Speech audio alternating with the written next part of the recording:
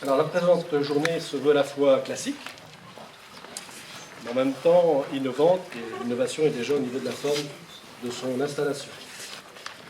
Alors classique, car elle va ouvrir, pour ce qui concerne le conseil départemental, un cycle de 6 mois qui devrait permettre à l'Assemblée départementale d'arrêter son schéma départemental, et ce au sens du Code de l'action sociale et des familles, que chacun, à un titre ou à un autre, connaît ou a entendu parler.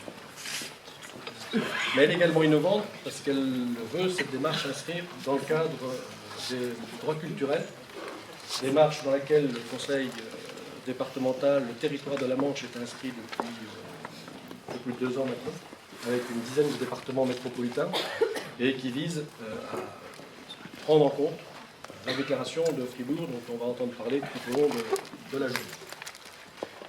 Alors pourquoi une telle journée? La première raison est une raison assez simple, c'est une obligation réglementaire pour le département que de renouveler ces schémas gérontologiques, schéma en faveur des personnes en situation de handicap, schéma de l'enfance. Cette obligation, elle est définie réglementairement et elle permet de mettre en avant trois éléments. Il nous faut répondre à une analyse des besoins de la population, quelle que soit la population, jeune, moins jeune, situation de handicap, en situation d'insertion. Et donc, cette analyse des besoins doit déboucher sur des orientations qui constitueront les éléments de la politique publique départementale. Et à partir de l'analyse des besoins, il faut travailler une définition de l'offre à proposer à la population concernée par les problématiques identifiées, et ça renvoie à des logiques de programmation.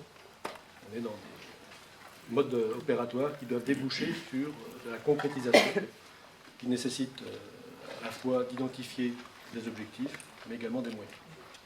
Et puis, troisième élément, c'est une méthodologie qui doit déboucher sur l'organisation et la coopération des acteurs.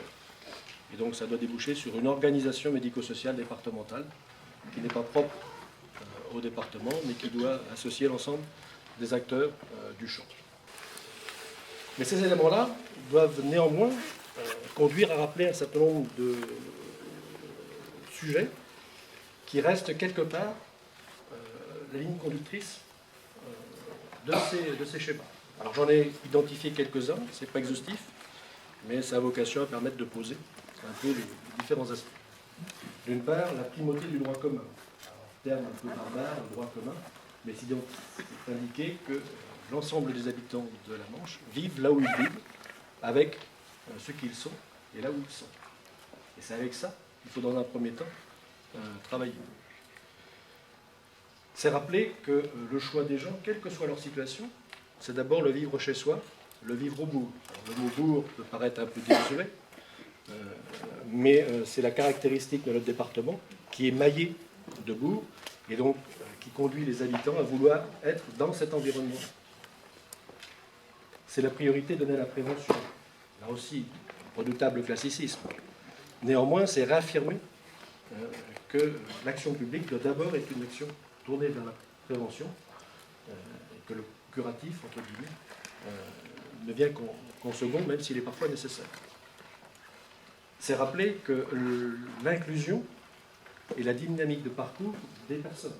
Alors l'inclusion, là aussi, c'est un terme un peu barbare, mais qui a un fondement législatif et qui renvoie aux politiques européennes. C'est rappeler la prédominance de l'action administrative par rapport à d'autres champs, notamment le champ judiciaire. Là aussi, ce sont les conséquences des évolutions législatives.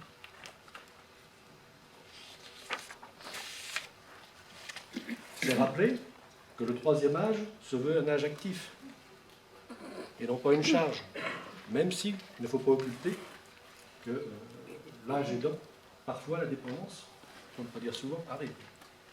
C'est placer la culture, le sport, comme des facteurs d'épanouissement individuel, certes, mais également comme concourant au vivre ensemble. C'est rappeler que la jeunesse n'est pas un problème, c'est une chance. Et c'est considérer enfin que l'insertion est une condition de l'autonomie des personnes avant d'être une charge financière. Bref, pour un certain nombre d'entre vous, ce que je vais indiquer ne va pas être une nouveauté, c'est mettre l'homme au cœur du projet. le projet politique de l'Assemblée départementale. Et ce projet est à la croisée de deux éléments. Un élément institutionnel, puisque la loi NOTRe rappelle la notion de chef de filat du conseil départemental, et d'autre part un enjeu financier, au moment où les ressources évoluent moins vite que les dépenses et les besoins. Donc, toutes ces considérations conduisent la collectivité à vouloir élaborer ces schémas autour de deux dimensions.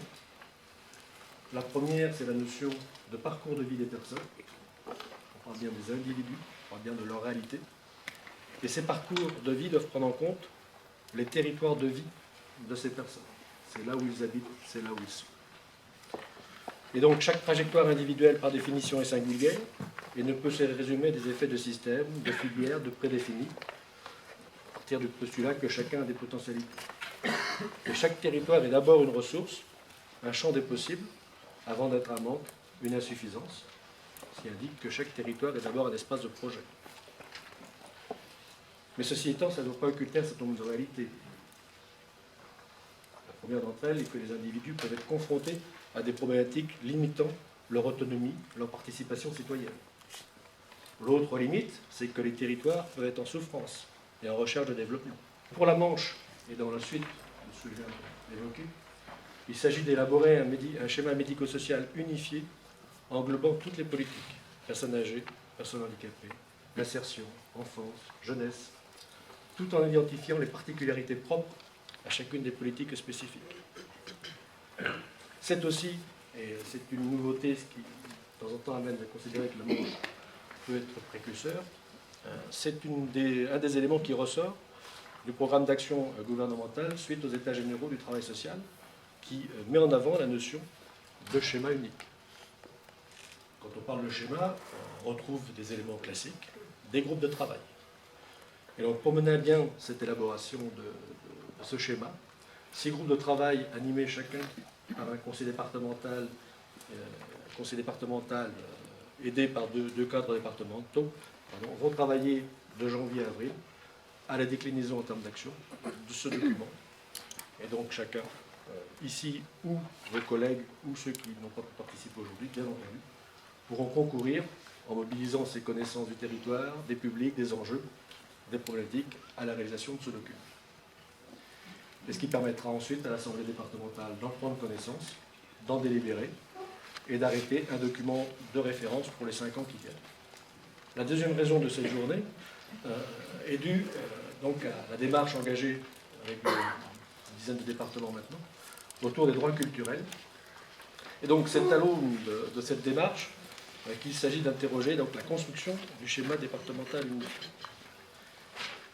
Les droits culturels, c'est une philosophie d'action publique, c'est une dynamique de l'évaluation, c'est une volonté de mobilisation des acteurs et de la population. Et donc tel est l'axe central de cette journée, c'est comment élaborer un schéma départemental sous le questionnement des fondamentaux de la déclaration de Fribourg.